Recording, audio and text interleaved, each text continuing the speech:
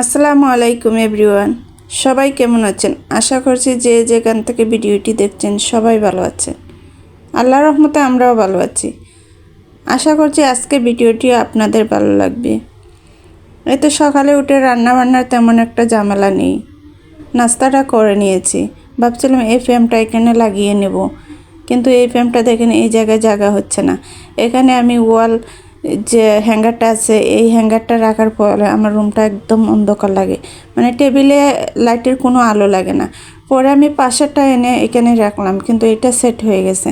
ভাবছিলাম যে পাশে মনে হয় সেট হয়ে যাবে, কিন্তু এখানেও সেট হচ্ছে না, অনেক বড় ফ্রেমটা। তো আর কি করার, ফ্রেমটা আবার আমি নামিয়ে নিচ্ছি। ফ্রেমটা আমি আগের জায়গাতে রেখে দেবো। আর এখানে আমি দরজার সামনে একটা ফুল ছিল, এই ফুলটা এনে রেখে দিলাম। এখানে এটা ভালোই লাগতেছে। আর ফ্রেমটা আমি দরজার সামনে দিয়ে দিলাম। আর এই ফ্রেমটা আমি জায়গায় আবার রেখে দিচ্ছি। এই তো জায়গায় রেখে আমি ঘরটা আবার ঝেড়ে নিচ্ছি, সবগুলো মুছে ফুলগুলো রেখে দিচ্ছি। এরপর আসলাম ড্রয়িং রুমে কাপড়গুলা গুছাতে। কালকে আমার মেয়ে কাপড়গুলো এনে এইভাবে সোফারে রেখে দিছে, আমিও দেখিনি চেয়ারে কাপড়গুলো রেখেছে। দেখেন কাপড়গুলো একদম কুচ হয়ে গেছে, আর কাপড়গুলো তেমন একটা শুকায়নি। না থাকলে যে কাপড়গুলো শুকায় এরকম শুকিয়েছে, একটা বেশ ভালো লাগতেছে না। আর আমার মেয়ের প্যান্টটা তো একদমই শুকায়নি, কাপড়গুলো যেরকমই শুকিয়েছে কিন্তু প্যান্টটা একদম ভিজা রয়ে গেছে।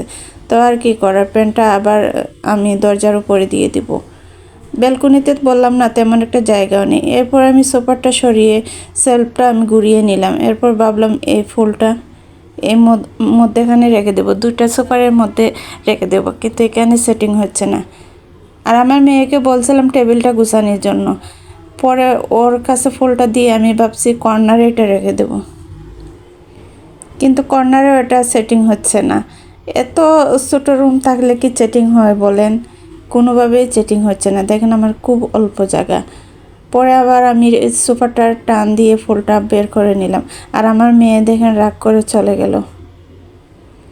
আর এগুলো আমার টানাটানি করতে অনেক কষ্ট, আবার এসে রাগ করতেছে, বলতেছে এগুলো কেন আমি এরকম করতেছি, অসুস্থ থাকি। আর যখনই আমি সুস্থ হই তখনই এই কাজগুলোতে লেগে যাই।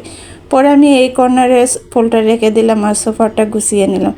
এরপরে দেখেন রুমগুলো একদম গোছালো হয়ে গেছে। তো আমি কার্পেটটা তুলে রুমগুলো ঝাড়ু দিয়ে নিচ্ছি। রুমগুলো যেহেতু সোফারগুলো বের করা হয়েছে, অনেকটা ময়লাই বের হয়েছে, তো আবার জেরে ক্লিন করে নিয়ে আবার রুমটা মুছে নেব। আর এদিকে দেখেন আমি চেয়ারটা বার করতে পারতেছি না। আসলে এখানে রাখলে মনে হয় চেয়ারটা বার করতে অনেক অসুবিধা হবে, তো আমি টেবিলের সামনে এটা রেখে দিলাম। যাই হোক আমি ঘরটা ঝেড়ে নিচ্ছি, ঘরটা ঝেড়ে আমি ঘরটা মুছে নেব। যেহেতু কার্পেটটা তোলা হয়েছে, আর সব সময় কার্পেটটা তুলেই রুমটা মুছতে হয়। দেখেন কতটুক জায়গা, একদম অল্প জায়গা। তো আমি ভালো করে ঝাড়ু দিয়ে আমি মুছে নেব। এ তো আমি পানিটা নিয়ে আসলাম, পানিটা নিয়ে টিকসলটা দিয়ে দিলাম। এরপরে আমি রুমটা মুছে নিচ্ছি। রুমটা মুছতে আমার এখন খুব কষ্ট হয়, পায়ে অনেক ব্যথা হয়, তো বসে রুম মোছা যায় না। তারপর চেষ্টা করি বসে মোছার জন্য। পরে রুমটা মুছে এই কর্নারে আমি একটা ফুল লাগিয়ে নিলাম। আর তারপর কার্পেটটা বিছিয়ে নিচ্ছি। কাজগুলো প্রায় শেষই হয়ে গেছে, কার্পেটটা বিছিয়ে। আর এখন বলেন তো আমার রুমের লুকটা কীরকম লাগছে? আসলে ডিপ ক্লিন করলে রুমগুলো একদম সুন্দর লাগে, মনে হয় একদম নতুন চকচকে। আর ভিডিওটি এখানে শেষ করছি। আল্লাহ হাফিজ।